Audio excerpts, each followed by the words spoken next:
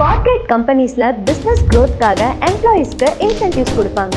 But அது temporary தான். But இன்சென்டிவ்ஸும் தாண்டி உங்களோட பிசினஸ்க்கு growth இன்க்ரீஸ் பண்ணணும்னா உங்களோட ஸ்டாஃப்க்கு கார்ப்பரேட் இன்சென்டிவ் டூர் தான் பெஸ்ட் சாய்ஸ். அந்த குரூப் டூருக்கு நிறைய கார்ப்பரேட் கம்பெனிஸ் எப்படி கூட்டிட்டு போறது, எங்க போறது, ஒன் டே ட்ரிப்பா, ஒன் வீக் ட்ரிப்பா, இல்ல இன்டர்நேஷனல் ட்ரிப்பான்னு நிறைய திங்கிங்ல இருப்பாங்க.